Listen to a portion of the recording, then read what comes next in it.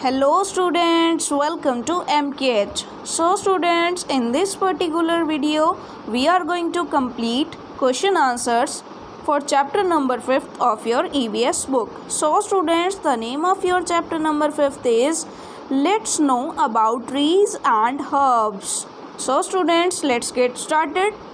Our first question is so student first of all learn understood now answer, मतलब आपने सीखा समझा, अब आंसर दीजिए. Textbook questions. First is write two names each for the following. दो नाम लिखिए नीचे प्रत्येक के लिए. Okay students, now first is roots that we eat, यानी ऐसे प्लांट्स की जड़ें. रूट्स मतलब जड़ें, ऐसे प्लांट्स की रूट्स जिनको हम खाते हैं. So students, radish and carrot is a perfect answer for this. Radish and carrot जो है वो प्लांट की रूट्स होती हैं, वो अर्थ सरफेस के नीचे होती हैं, वो रूट्स होती हैं जिनको हम खाते हैं. Now next is stems that we eat, यानी ऐसे तने जिनको हम खाते हैं. Potato and ginger. Potato and ginger जो होते हैं वो क्या होते हैं, जैसे आलू है और जिंजर मतलब जो अदरक है, वो प्लांट की स्टेम्स होते हैं, यानी तना होते हैं जिनको हम यूज़ करते हैं वेजिटेबल्स के रूप में. Okay students, now let's read further. Our second question is you have to explain importance of trees to your friend. आपको अपने फ्रेंड को ट्रीज़ की इम्पोर्टेंस बतानी है so that your friend can also prevent cutting of trees, ताकि आपका जो दोस्त है वो भी पेड़ों को काटने को रोक सके. प्रिवेंट मतलब रोक सके, प्रिवेंट मतलब रोक सके पेड़ों की कटिंग, यानी पेड़ों को जो काटा जा रहा है उसको रोक सके. For this what message will you provide to your friend. इसके लिए आप अपने फ्रेंड को क्या संदेश देंगे, क्या मैसेज देंगे. Write down in the notebook. So student, the answer is we can say that trees gives us oxygen, medicine, clothing material. ये हमें बहुत सारे मटेरियल्स प्रोवाइड कराते हैं. जो ट्रीज़ हैं हमें क्या देते हैं, ऑक्सीजन देते हैं, ऑक्सीजन देते हैं, कोमा लगा देंगे. मेडिसिन देते हैं, कोमा लगा देंगे. क्लोथिंग मटेरियल देते हैं, यानी हमारे जो कपड़े बनते हैं वो भी ट्रीज़ का जो मटेरियल है, रॉ मटेरियल, उसको यूज़ करके बनते हैं कॉटन से. They also check soil erosion. वो जो है जो मिट्टी है उसका जो इरोजन है, यानी मिट्टी एक जगह से दूसरी जगह बह जाती है, उसको भी रोकते हैं. They also give shelter to animals and birds. वो शरण देते हैं एनिमल्स और बर्ड्स को. We should not cut trees, और इसीलिए हमें जो ट्रीज़ हैं उनको काटना नहीं चाहिए. Okay students, now next is observations. Observations मतलब आपको ऑब्जर्व करके आंसर देना है. Have a look at the given figure and identify the tree it is. आपको यहाँ पर फिगर में एक ट्री दिया गया है, उसको आइडेंटिफाई कीजिए कि ये कौन सा ट्री है. Here we are given options: banyan tree, palash tree, banyan tree है, palash tree है, खेजड़ी ट्री है, small tree है. So simply you will answer this is a Khejri tree. ये क्या है, एक खेजड़ी ट्री है. Okay students, now next is explanation. State whether the following statements are true or false. आपको देखना है कि जो statements है वो true है या false है. So students, the first statement is banyan is our national tree. कि ये जो banyan tree है यानी बरगद होता है वो हमारा नेशनल ट्री है. ये बिल्कुल सही है. सो आप इसको ट्रू कर दोगे, ये बिल्कुल सही है. Next is plants are hardy, they are not affected by any disease. कि ये जो प्लांट्स हैं वो हार्डी होते हैं और उनको कोई भी डिजीज़ यानी उनको कोई भी रोग जो है उनको या आप कह सकते हो कि उन पर प्रभाव नहीं डालता है कोई रोग. ओके स्टूडेंट्स, सो ये बिल्कुल फॉल्स है. उनमें भी रोग पाए जाते हैं. ओके, ट्रीज़ में भी तो डिजीज़ होती है ना. ओके स्टूडेंट्स, सभी तो वो सूख जाते हैं, ख़राब हो जाते हैं. So plants are not hardy. Also this is false, they are not affected by any disease. यानी ये भी फॉल्स है कि उन पर डिजीज़ जो है कोई इफेक्ट नहीं डालती है. Now next statement is in all plants, यानी सभी जितने भी प्लांट्स हैं इस दुनिया में, जितने भी प्लांट्स हैं, जितने भी पौधे हैं, फ्रूट्स और सीड आर एडिबल. यानी उनके जो फल हैं और जो बीज हैं उनको खाया जा सकता है. नो स्टूडेंट्स, कुछ एक प्लांट्स ऐसे हैं जिनके फ्रूट्स और सीड जो हैं वो खाए जा सकते हैं, लेकिन कुछ एक प्लांट्स जहरीले भी होते हैं. ठीक है, उनमें पॉइजन होता है. सो उनके फ्रूट्स और सीड्स हम नहीं खा सकते. So in all the plants fruits और सीड आर नॉट एडिबल, उनको नहीं खाया जा सकता है। तो ये जो स्टेटमेंट है जो दी गई है वो फॉल्स है।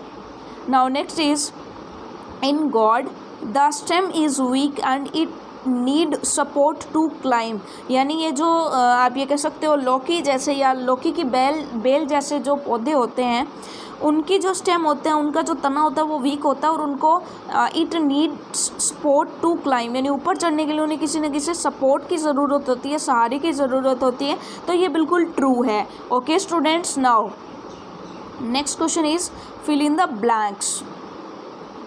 फर्स्ट इज थ्रेड लाइक, यानी धागे के जैसा, ग्रीन कॉइल्ड स्ट्रक्चर, जो कॉइल्ड होती है यानी इस तरह से आप ये कह सकते हैं कि घूमी हुई जो स्ट्रक्चर होती है, कॉइल्ड जो होती है, या आप ये कह सकते हो कि जैसे स्प्रिंग लाइक स्ट्रक्चर जो होती है, thread like green coiled structure called tendrils, उनको क्या बोलते हैं? टेंड्रिल्स। जो आपने देखा होगा कि जो गॉड प्लांट्स होते हैं, जो आप ये कह सकते हो कि लौकी जैसे प्लांट्स होते हैं, ठीक है, उनमें जो ग्रीन स्प्रिंग जैसी स्ट्रक्चर्स होती हैं, ठीक है, उनको क्या बोलते हैं? टेंड्रिल्स।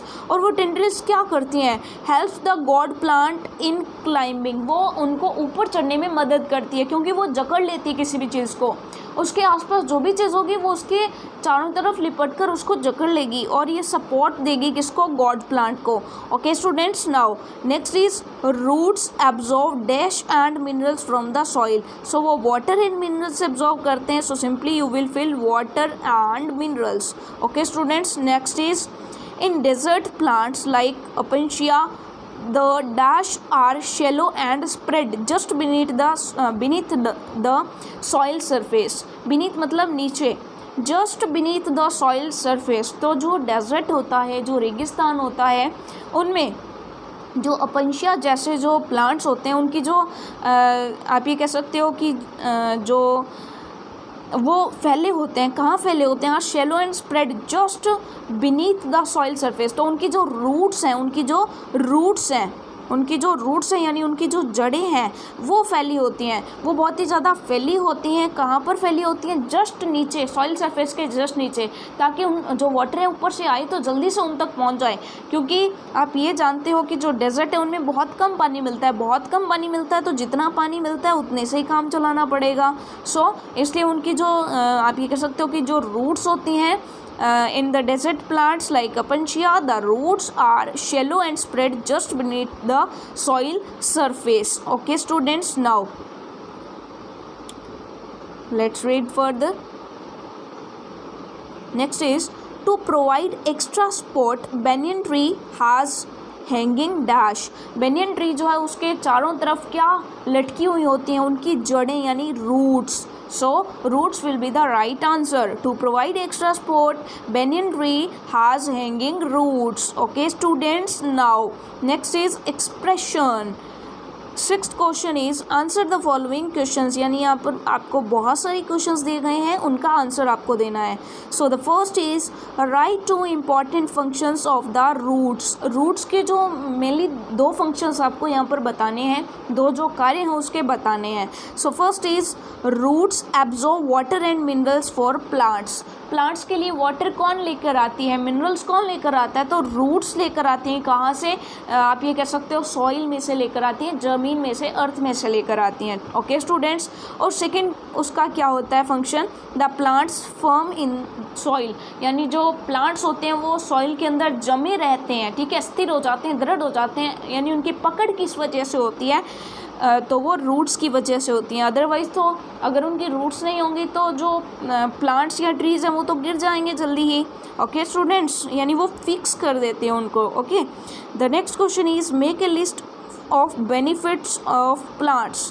प्लांट्स के क्या क्या बेनिफिट्स हैं उनकी लिस्ट बनाइए। So plants give us oxygen, food, shelter, medicine, wood etcetera. तो हमें ऑक्सीजन देते हैं, खाना देते हैं, शेल्टर यानी शरण देते हैं। पक्षी आप देखते होगी वो नेस्ट बना करके कहाँ रहते हैं? घोंसला बनाकर कहाँ रहते हैं? पेड़ों के ऊपर रहते हैं। मेडिसिन्स मिलती हैं हमें, वुड मिलती हैं यानी लकड़ियाँ मिलती हैं। They cause rainfall and check soil erosion, वो उनकी वजह से बारिश होती है और जो सॉइल इरोजन है उनको भी ये रोकती है। Okay students, now the third one is draw a diagram of any desert plant. Desert plant कोई भी आप ले सकते हो, यानी जो डेजर्ट है यानी रेगिस्तान मरुस्थल में पाए जाने वाला कोई भी प्लांट है उसका डायग्राम आपको ड्रॉ करना है। So you have to do it yourself, यानी आपको खुद करना है। ओके स्टूडेंट्स, डायग्राम बनाना है आपको खुद, और ये आपको असाइनमेंट में भेजना भी है। ओके स्टूडेंट्स, असाइनमेंट सेक्शन में आप भेजोगे। Okay, now next question is why should we not cut forest. हमें फॉरेस्ट को क्यों नहीं काटना चाहिए, जंगलों को क्यों नहीं काटना चाहिए? Because plants give us oxygen, food, shelter, medicine, wood etcetera.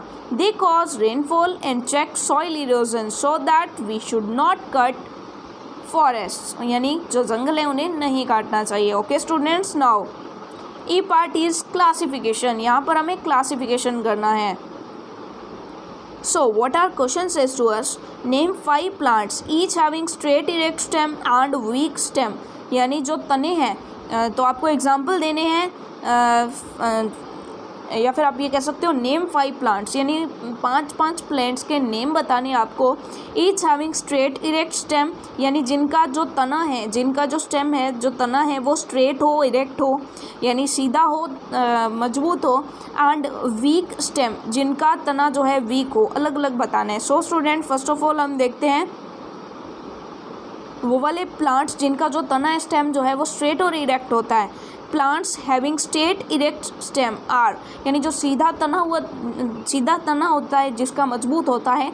सो ऐसे प्लांट्स आप लिख सकते हैं लाइक रोज़, इसका भी तना स्ट्रेट एंड इरेक्ट होता है। Khejri, peepal we can answer, babul, banyan tree. So these are the plants or tree having straight erect stem. Now second is plants having weak stem are, जिनकी weak stem होती है, for example pumpkin, watermelon, bitter gourd, bean, bottle gourd. So ये जो है ये सारे के सारे प्लांट्स हैं जिनकी वीक स्टेम होती हैं, यानी जो स्टेम है, तना जो है वो वीक होता है। So students, this was our chapter.